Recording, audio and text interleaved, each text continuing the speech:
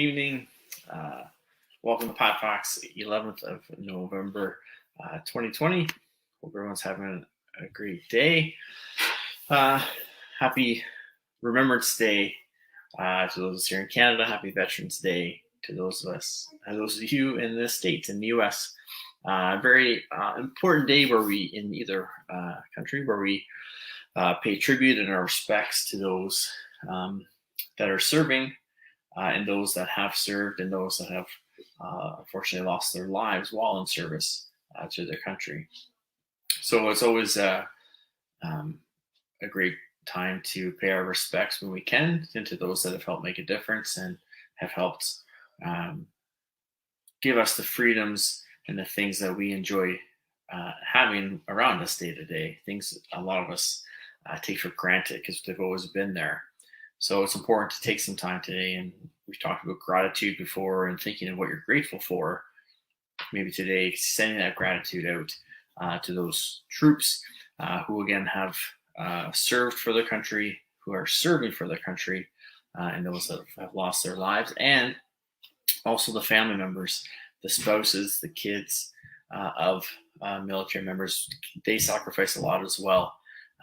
So we want to make sure that they're in our thoughts, and our gratitude is shown towards them. So if you happen to see someone, I know it's kind of in the evening now, so you've probably, maybe not today, but if you see someone or run into someone who has served, be sure to thank them for their service and give them a few moments of your time. It's always interesting to talk to some of those veterans from previous wars, who just to hear their experience and what they went through.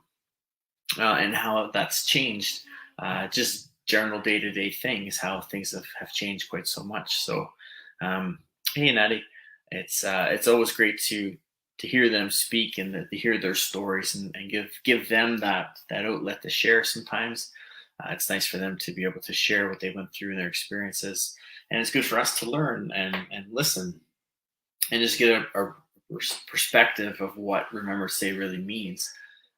For me, I always found that I got it, but there was never a connection really, because I didn't have any family members that served really, or in the wars that we used to kind of recognize and talk about. But then, as most of you know, I had the opportunity to work for the Canadian Armed Forces for just over 10 years. And 6 months of that, hey Kimmy, 6 months of that, I was fortunate enough to go to Kandahar and support the military while they were there. So I was a fitness instructor here back home, and then I was a fitness, sports, and recreation coordinator in Kandahar at Kandahar Airfield for just over 6 months for the troops. So I ran fitness classes, I ran sports events and tournaments along with a friend of mine. We both were there together. It was within the department that I worked for here. And we helped form clubs and organizations, special events, so that the troops didn't have to look after that stuff. It was taken care of for them, and they had things to do when those that were able to had some downtime or needed a little bit of an escape. So it was definitely an eye-opening experience. Again, really being immersed in that environment and seeing what was going on. But then, because of my timing, I was actually able to spend Remembrance Day in Kandahar in 2006. I was there from July 06 to January 07. So November 2006, we had Remembrance Day in Kandahar. So I'll share that picture later in a post. I tried to today and I couldn't get it to work. So I'll throw it up on both platforms for you guys to see. But it was really surreal because we were in the middle of it, and usually we're back home. It's safe because we have that freedom that so many gave their lives for. We had the opportunity to go and pay our respect. And then that year I was in the middle of it, in the middle of a war zone. And it was 2006 was one of the deadliest years Canada had as far as soldiers being killed in action and sent home. So there had been a lot leading up to that of what's called ramp ceremonies, when we would send home the deceased, and we'd pay our respects to them in a special ceremony So it was very, again, it put things in a truer perspective for me. It gave me a greater appreciation for Remembrance Day and the meaning of it. Again, being in the middle of it, not nearly as close as those troops were, obviously. I get to be safe on the base and provide service and boost morale and help out any way I could. But again, I was closer than I ever would be here. Hopefully that remains true forever. But again, it just gave a better perspective. So now when Remembrance Day comes, it means a lot more to me than it used to, again, just because of the experiences. So it's always nice to be there and to reflect and just think of my time there and the people I get to meet and work with. But again, those people that were lost while I was there. Again, not everyone was, not anyone really was a close colleague of mine or friend, but we're all there together. We're all there for the same cause, the same mission. So we're part of the extended family of the military. I was there as a civilian, but we were really embraced by the troops, which was amazing. And we get to work with multiple nations. So I get to work with American troops, British troops, Dutch. There was Czech Republics there for one night, which is really an interesting story. I'll try to remember that one for another time. But again, just put things in a really different light than I guess what they usually are here. You hear about it and you're taught about it and you're told about it. But until I was actually there in the moment, again, I didn't have that connection to it. I was aware, but it wasn't personal, I guess. And that was the most personal it could be, with me being there in the moment and actually being there on Remembrance Day. They had created a monument on Kandahar Airfield with those who had been lost. And that monument actually came home when we pulled out of Afghanistan. And I believe it did a tour of Canada, I believe, and I think now it's in at the War Museum in Ottawa, which is an amazing place. If you ever get a chance to go check it out. It's a wonderful spot and tells all the history. Or if there's hey Bonnie, if there's a military base in your town or close to your town, they probably have a museum as well, or something tied into the community. I know at Base Borden, close to me where I used to work, there's a museum on base where they talk about the history of the Canadian Armed Forces and the base itself and show different things. So if you have the chance to do that, definitely go check them out. I know there's some different, there's like a Korean War museum on the 401. There's a few different spots. So again, if you're close to one, go check it out. I know someone from the 7 Shanty went to the War Museum, and I got to go there volunteer. Well, I volunteered for some national events as an MC, and I got selected to go help out with a national sports banquet that was at the museum. So it was really cool. We get to look around, and when I was getting ready to deploy, we went there. We trained in Kingston, and then we went into Ottawa. Went into the museum, and it was really interesting to see the history and how it had evolved and different uniforms and different ways of doing things and just the different kind of styles that people put into their trade and what they were doing. So if you get to go, ever get a chance to go see those, definitely go check them out. And again, just taking a moment to, like Bonnie says, honor and respect those that have lost their lives fighting for the freedoms, fighting for the things that we enjoy every single day. Again, we're in the middle. I'm going to say middle because I don't think we're close to the end yet. We're in the midst of a pandemic, yet we can still connect with each other and talk. We can still enjoy each other's company from a distance. We can still do the things we need to do because of those that have given their lives and those that have fought to protect us and give us the freedom. So that was looking back over the 10 plus years, that 6 months is definitely the highlight of that time. And what I'm hoping to do is take some of the snippets from that time and share them with you guys. And again, as I mentioned before, I feel my time there really helped prepare me for this pandemic as far as the isolation and the restrictions that we had on us those first few months, especially. That was our 6 months. We had to stay on the camp. We had to just use what was there. Sometimes they would ship us things and would get delayed because of priorities. Something else had to get to the camp, so our stuff wouldn't make it. you really had to adapt. They called it max flex, which I think I mentioned here as well, maximum flexibility. And that's what it really has to be. So I always try to take Remembrance Day, like I said, as a way to reflect and honor and respect those who are no longer with us, as Bonnie mentioned. But also, I kind of try to use it as a reset. We talked on Monday about new beginnings, or Sunday, sorry, about new beginnings. And I kind of use this as a checkpoint, because I find sometimes we get a little bit caught up. And I know I get the same way. I get caught up in things and expect things to be a certain way and get really caught up in these little things. And I found when I was there, I got really good at not sweating the small details.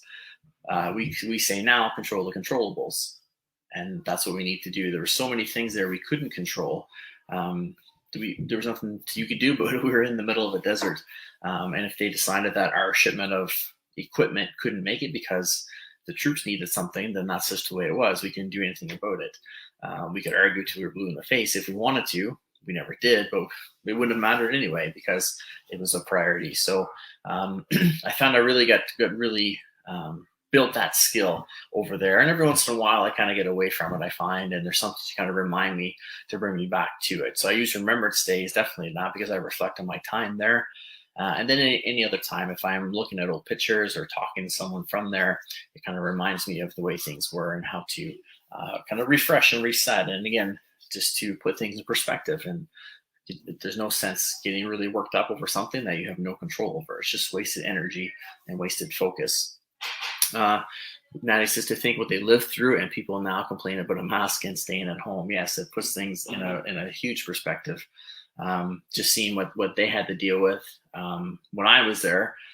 Again, it's a bit different compared to past wars, World War I and II, and Vietnam and Korean and that sort of thing, because technology was different, and but still it was a different enemy, so they had a lot of different things to deal with, and a lot feel the effects of that for many years. And that leads to another area where we want people to be operationally fit, that when they leave something like the military or police force or for any kind of first responder, really, they're exposed to a lot of things. So we want them to have steps in place to help ease that transition back to civilian life, as they usually call it, but to have systems in place to help them cope with what they had to deal with. And yeah, it puts things in a big perspective to think of some of them being outside for months at a time. I know on the Weather Network, they're doing the weather of war leading up to Remembrance Day, and just sharing some of the conditions that people had to deal with, and some of the tools and tricks of the trade they were trying to use to make the most of the situation. But they were always battling the elements plus the enemy.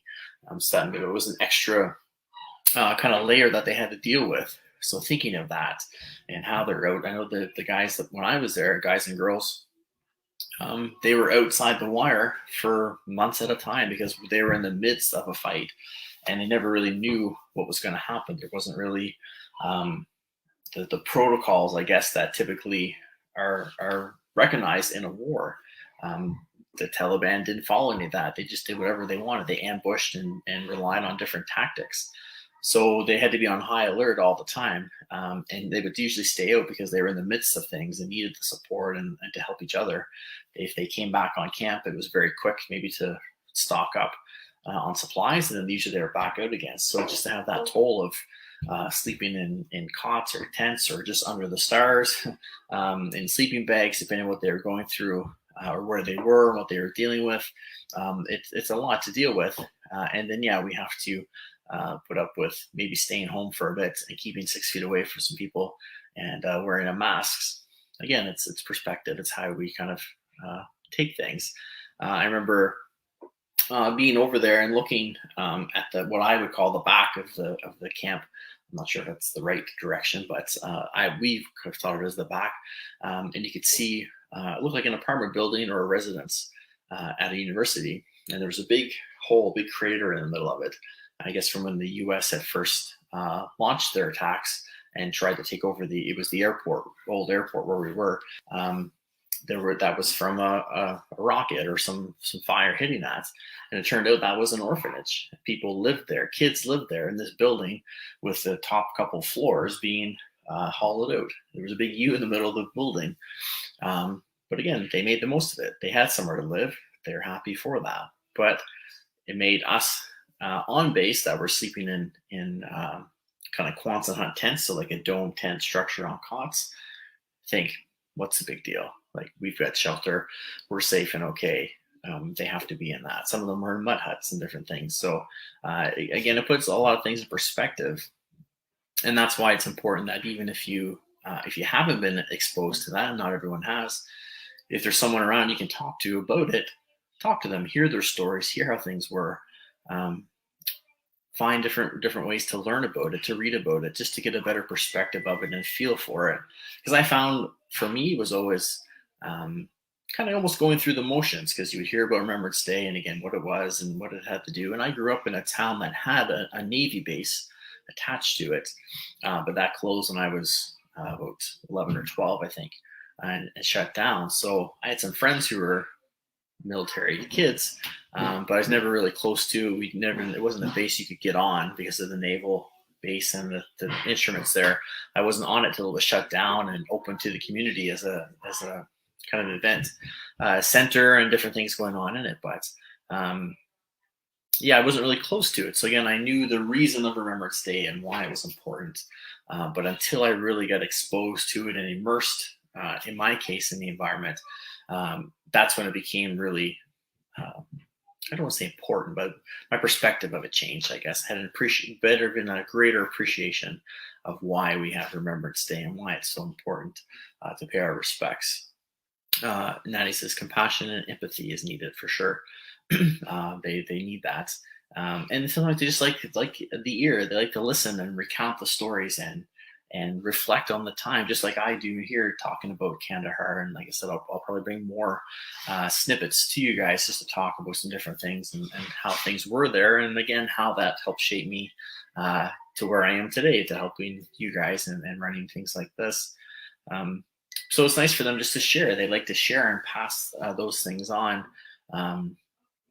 My in-laws, grandparents, I guess, my wife's grandparents were involved in the war.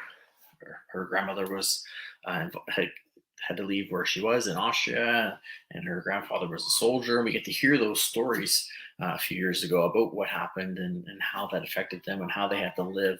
And it was just such an eye-opening experience to know that much about them, because they didn't really talk about it a ton. So to hear them talk about it, it really gave you another side to them and really understand what they actually had to go through just to get here to Canada, to have freedom and to have the life that they wanted to enjoy. And again, it puts things in perspective, because we take for granted we're born into typically a great environment and a great life, and we have struggles for sure, but we have it pretty good compared to some other places. So sometimes it's nice to hear that perspective. And again, people who have been through it, sometimes it's nice for them just to get it out once in a while and to share it, and also for them to pass it on, so maybe others can remember their stories and talk about it, and share that information with future generations. That again, maybe Remembrance Day or Veterans Day has a different meaning to some people who have heard those stories passed down the line.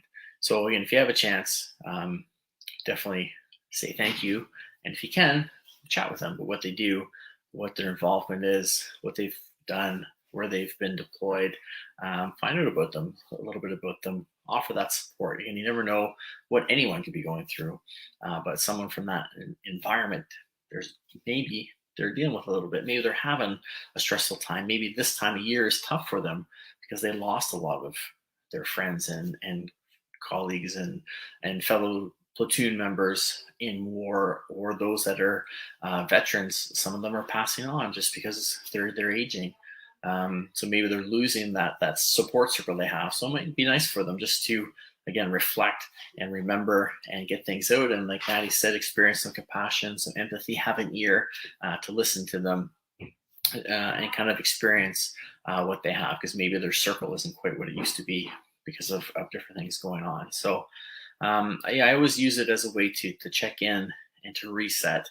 And because it's a good reminder of where we need to be and where our focus should be, and how, like we talked about gratitude, how grateful we need to be for what we have and for how things work here and the opportunities we have. Again, nothing is great. Hey, Marianne, nothing is guaranteed here, and there's nothing's always smooth. But we want to make sure that we're respectful to what we have and appreciative of what we have, and we want to be able to um, again just be respectful to those who provided it for us, because for a lot of them we can't say thank you to them because maybe we won't see them, we won't meet them, maybe they're not with us anymore. So let's give them the thanks and the appreciation with our actions and with our mindset and with our attitudes and our intuition and our just our vigor for life and what we can do and how we can put our best foot forward every single day. Let's give them the respect that way to make sure that what they fought for doesn't go wasted and that they know that there was a reason for it. Marion just hopped on here. Marion was a fellow Team White member with me at training in Kingston. She was deployed with me as well. So thanks, Marion, for hopping on. Appreciate you being here. Again, different lifelong friendships created there. I worked at a base in Nova Scotia, where I'm from originally, for about a year in Greenwood. Then I transferred up to Borden. That was in 04. I moved up here. So 03 in Greenwood, 04 at Borden to 06. I went to Kandahar.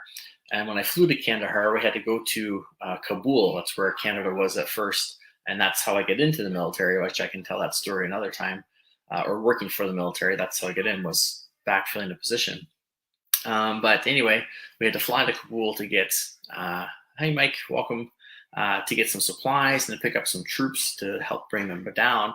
And so I flew from Canada overseas, had a big adventure, which again, maybe I'll talk about another day. Finally got into the camp I needed to, and then flew to Kabul. I walk off the airplane in Afghanistan. The first person I see is someone who took my fitness classes at the base in Greenwood. So it reminded me of what a small community the military really is, that I could go all the way to Afghanistan and see someone from Nova Scotia who I hadn't seen in 3 years, and then I see him there. So and then I saw other people that recognized me from running their fitness tests at base Borden or in Greenwood, and other kind of connections that we made with each other. And then coming home, those of us who were there as civilians, a lot of us stay in contact. Marion's, like I said here, she's go Team White. Yeah, Team White was the best team, wasn't it, Marion, at that training?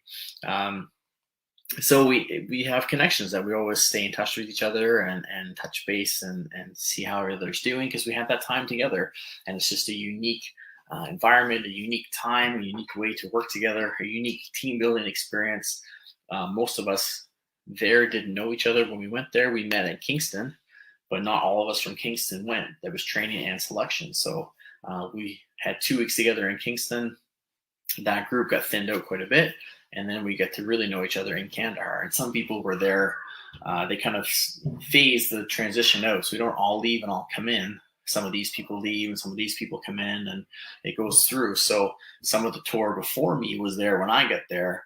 And then some people came after me that I trained with in Kingston, and they stayed after I left because our arrival and our departure times were just different, to make sure that the positions were full and people were always there. So it was a great connections that were made, and again, that have kept on well after. Again, that was 2006 that I was there, and we're almost into 2021. So I get to spend Christmas in Kandahar. That was a unique experience as well, which we'll chat about in a few weeks. But again, it was really a unique experience, and a really shaped me as a person, I think, or at least really amped up what I was. I might have already been that way before I left, but it really kind of amped it up and brought it to the forefront of the kind of the style of person I was going to be, and the mindset and the mentality. And again, it all led me towards this. So definitely use that time to reset and remember. If you have someone close to you that was connected, definitely take that time to remember them. And if you don't, again, do some research, look it up a little bit, look up some of the different wars or some of the different times, or look up some soldiers. I know I'll share them to Instagram. and I'll see if I can get them to Facebook if I can find them. But our member of parliament has been sharing little Instagram posts about different wars that we've been involved in and peacekeeping missions we've been involved in as Canadians. So I'll post those out. I'll share those out so you can look through them as well. And it gives a little bit of what we did if we're peacekeeping or in war, and kind of what happened, and a little kind of synopsis of what was going on. So I'll, if they're still available on his profile, I'll share them out. And again, I'll see if I can get them for Facebook as well. But again, it's just a way to kind of learn about it and see. I know in Barrie here, because of base border being so close, we have the Grey and Simcoe Foresters, which is a reserve group in Barrie. There's a lot of history here, and there's a lot of monuments and different information to find. So sometimes you have to look around where you're at. I know in Toronto, there's reserves as well. There's a couple different bases in Toronto, so I'm sure there's museums and different places that you can find information about them and learn more about it and what they did and what they had to go through. Like Natty said, some of the conditions were really, really hard and really tough to deal with, whether it was cold and wet and windy, rainy weather in some places, or dry, extreme heat like we had in Kandahar. I got there in July. We didn't see a cloud until October, I think, 1 or 2, and then we had a rainy season. But that was typically winter, more November. I think November, December, we got our rain, maybe the end of October. So it was just different. There was hey, Hammer. There was just a different mentality about it, a different way about it. And the troops, in all their fatigues, plus their gear, plus their helmets, and anything they had to carry, they were in that temperature. I got off the plane in July in Kandahar. It was just getting into the high 20s or so here. I left just after Canada Day. It was 60 degrees Celsius when I walked off the plane in Kandahar. And I was in shorts and a t-shirt and thought, wow, this is really hot. Imagine a rucksack full of gear, fatigues, helmets, having to brave those conditions day to day. Again, it's perspective of what people have to go through to give us the freedoms and the abilities that we have and the things we can enjoy every single day, like being in an air-conditioned house, having the ability to cool down, to do what we need to do when we can pretty much want to do it. Again, it's still different now with the pandemic going on, but there's a lot that we can do and a lot that we just take for granted because it's always there. It's not that we're bad people, it's just always there. So we just expect it to be there. So again, being restricted was a good eye-opener. There were things we couldn't do. I couldn't do something like this there. I could go on the internet for 30 minutes at a time. I had to go to a kind of a trailer type thing where they had computers set up. I could check social media. I could do some emailing. But 30 minutes, cut you off. If there was someone else there, then you had to go. If there was nobody, you could maybe hang out a little bit longer. Phones, same thing. We had a phone card, and there was a phone trailer on the other side. I could call home with a satellite phone for 30 minutes and then cut off to make sure others had the time and the opportunity to call, and just to make sure there wasn't a log of or a delay of things. So it was just different. You had to react. It wasn't Wi-Fi. They were putting it in as I was leaving, so it was there, but it wasn't very strong. It was really spotty, so it didn't work very great. We just had to deal with what we could do. If you needed the internet, you booked time to go to the trailer and use it. Sometimes you had to sit and wait because everyone was trying to email and message people at home as well. So it was, again, different times, but still had it a lot better than others that were in that area. So nothing to complain about. Again, observations and putting things in perspective. And again, knowing that someone else has it harder than what you do within our military, those being outside the wire fighting and battling, but also those that lived in that area and what they had to deal with. It was definitely a unique time, and just hearing about what some of the families would tell our troops and have to deal with. Again, it gave that higher level of perspective, talking to some people who have been injured, who couldn't go outside the wire anymore, but started that way. Again, you hear those stories, you hear the recollection, you hear the traumas and the intense situations that they were involved in. And again, it gave you a better perspective to think, what am I complaining about a bit of heat for? I can definitely deal with it. I can go cool off and grab water whenever I want to. These guys and gals can't. They have to stick to what they're doing and stay focused and stay alert at the same time. They have to be operationally fit because there's so much going on. and so much coming at them. That external force is other people. It's not just the elements. So again, use your time to the rest of today. Maybe if you're doing your gratitude, hopefully you're still doing your gratitude practice now. We've gone past the challenge. Hopefully it's become more of a habit. If you dropped off at kind of Halloween when we was kind of close to our end as far as our challenge, and let's try to pick it back up again. Again, we extended it to be a bit of a habit forming practice. So let's see if we can get that back in. Maybe think of again some soldiers that you know, or platoons, or just think maybe if you've heard things from Afghanistan, or I know when I was younger, Persian Gulf was happening, so we were hearing the stories there. And you'll find too, if you look into it, there's Canadian involvement in a lot of different places that we don't hear about, because of either security issues or not wanting to maybe harm relations with some other areas, or just because they're there. They're just there peacekeeping or supporting or kind of laying back. But we're in a lot of places helping out and providing assistance and providing the support. But again, it's not always given the attention that the men and women that are in the Canadian Armed Forces always deserve. So that right, Kimmy, the Gulf War, the first Gulf War, not the second one, the first Gulf War. I am old, you're right. So again, those different wars you can look back on and see, and just hearing about them and learning about them, again, gives you that perspective to know what people went through, what they had to deal with. And again, we can really give them the gratitude for all they had to deal with. And again, try to think of their families too, the spouses, the children.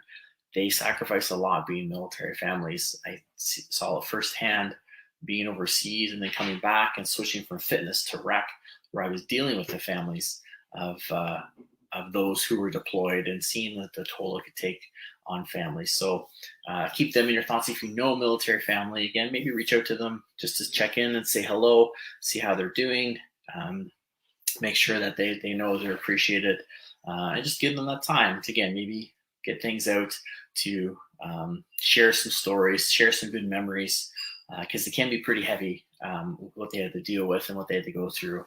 I remember, just again from an example of me not being nearly as close as some of our troops were, but we had like I said earlier, ramp ceremony.